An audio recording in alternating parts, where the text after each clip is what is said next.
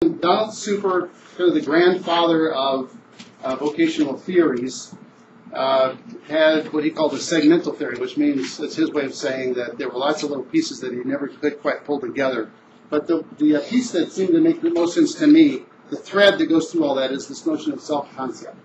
People carry around with us, each of us carries around with us, these notions of who we are. Some of it's attached to words, some of it's attached to images, and we develop those as we grow up.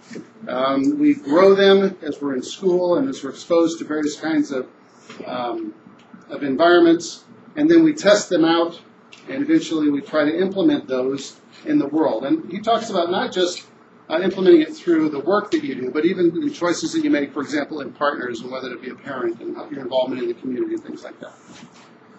Okay, so this happens in stages. So as you're a little kid, there's the development or the growth stage where you're starting to grow those things, and the exploration stage, kind of the things I just mentioned. Each one of those stages has specific tasks that you have to master while you're going through that.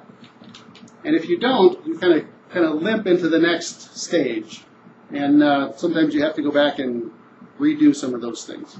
He also talked about this notion of life roles, that we implement these self-concepts in the worker role, the parent role, the son or daughter role, the student role, things like that. That one he called the leisurite, and a couple more. And the thing about the roles is it allows us to talk about role overload, which when we're meeting with students a lot of times, one of my favorite interventions with students is to have them just do a little pie chart, and then I say, okay, start filling in all the different roles that you are involved with and how much time you're spending with each one, or your identity, how much of your identity is tied up with each of these roles.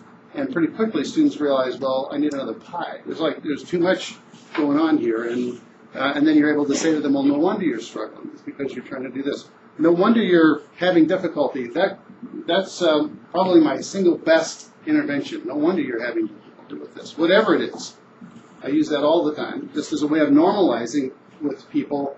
Of course you'd be struggling with this. There's no way you couldn't be struggling with this. So you don't have to feel bad about the struggle.